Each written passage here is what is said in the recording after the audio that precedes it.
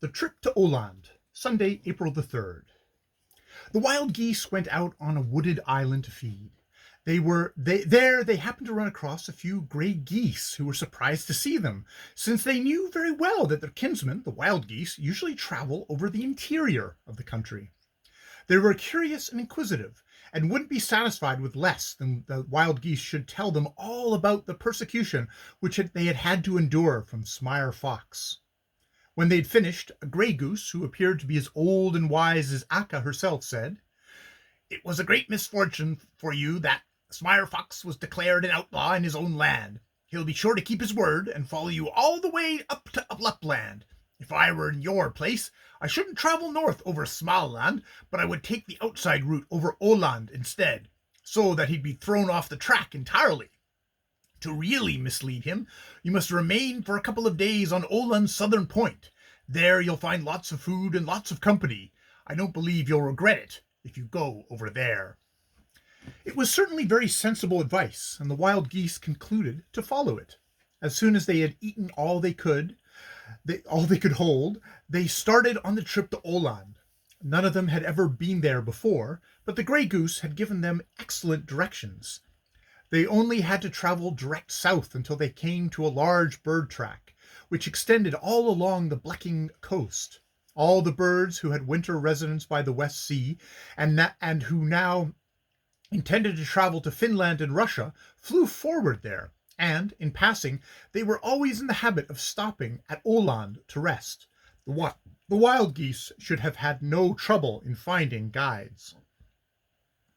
That day was perfectly still and warm, like a summer's day, the best weather in the world for a sea trip. The only grave thing about it was that it was not quite clear, for the sky was grey and veiled. Here and there were enormous mist clouds which hung way down to the sea's outer edge and obstructed the view. When the travelers had gotten away from the wooded island, the sea spread itself so smooth and mirror-like that the boy, as he looked down, thought the water had disappeared. There was no longer any earth under him. He had nothing but mist and sky around him. He grew very dizzy and held himself tight on the goose back, more frightened than when he sat there for the first time. It seemed as though he couldn't possibly hold on. He must fall in some direction. It was even worse when they reached the big bird track of which the grey goose had spoken. Actually, there came flock after flock flying in exactly the same direction.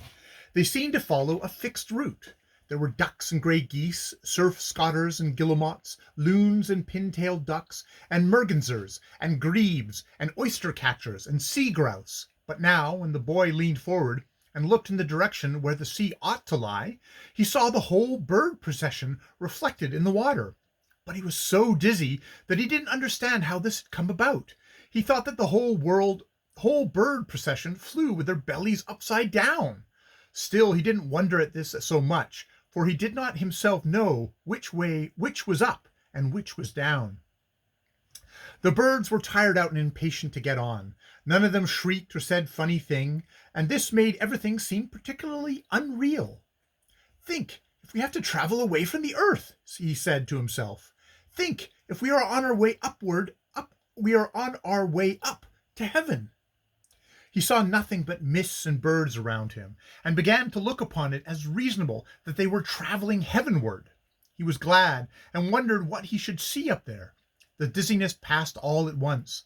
He was so exceedingly happy at the thought that he was on his way to heaven, and was leaving this earth. Just about then he heard a couple of loud shots, and saw two white smoke columns ascend. There were a sudden awakening, and an unrest among the birds. "Hunters! Hunters!" they cried. "Fly high! Fly away!" Then the boy saw, finally, that they were traveling all the while over the sea coast, and they were certainly not in heaven.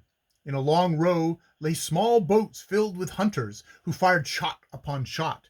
The nearest bird flocks hadn't noticed them in time. They had flown too low. Several dark bodies sank down towards the sea, and for every one that fell, there arose cries of anguish from the living.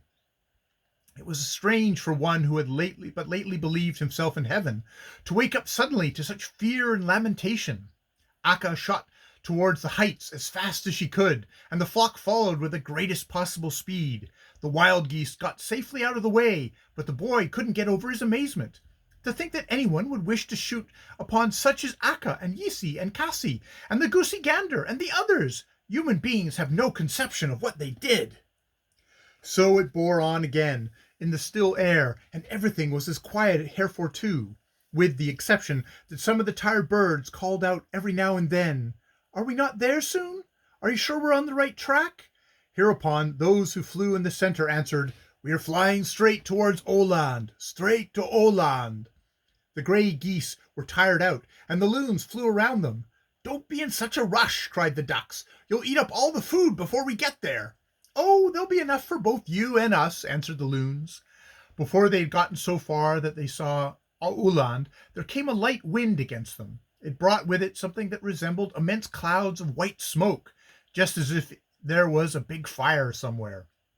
When the birds saw the first white spiral haze, they became uneasy and increased their speed, but that which resembled smoke blew thicker and thicker, and at last it enveloped them all together. They smelled no smoke, and the smoke was not dark and dry, but white and damp. Suddenly the boy understood that it was nothing but a mist. When the mist became so thick that one couldn't see a goose length ahead, the birds began to carry on like real lunatics. All these, who before had travelled forward in such perfect order, began to play in the mist. They flew hither and thither to entice one another astray. "Be careful," they cried. "You're only travelling round and round. Turn back, for pity's sake. You'll never get to Åland this way." They all knew perfectly well where the island was, but they did their best to lead each other astray. "Look at those wagtails," rang out in the mist. "They are going back towards the North Sea." "Have a care, wild geese," shrieked someone from another direction. "If you continue like this, you'll get clear up the Rügen." There was, of course, no danger that the birds who were accustomed to travel here would permit themselves to be lured in a wrong direction, but the ones who had had a hard time of it were the wild geese. The jesters observed that they were uncertain as to the way, and did all they could to confuse them. "Where did you intend to go, good people?" called a swan. He came right up to Akka and looked sympathetic and serious. "We shall travel to Åland, but we have never been there before," said Akka. She thought that this was a bird to be trusted. "It is too bad," said the swan. They have lured you in the wrong direction. You're on the road to Bleking. Now come with me, and I'll put you right." And so he flew off with them, and when he had taken them so far away from the track that they heard no calls, he disappeared in the mist. They flew around for a while at random. They had barely succeeded in finding the birds again when a duck approached them. "It's best that you lie down on the water until the mist clears," said the duck. "It is evident that you are not accustomed to look out for yourselves on journeys." Those rogues succeeded in making Akka's head swim. As near as the boy could make out, the wild geese flew round and round for a long time. "Be careful! Can't you see that you're flying up and down?" shouted a loon as he rushed by. The boy positively clutched the goosey gander around the neck. This was something for which he had feared for a long time. No one can tell when they would have arrived if they hadn't heard a rolling and muffling sound in the distance. Then Akka craned her neck, snapped hard with her wings, and rushed on at full speed. Now she had something to go by. The grey goose had told her not to light on Åland's southern point, because there was a cannon there, which the people used to shoot the mist with. Now she knew the way, and now no one in the world should lead her astray again.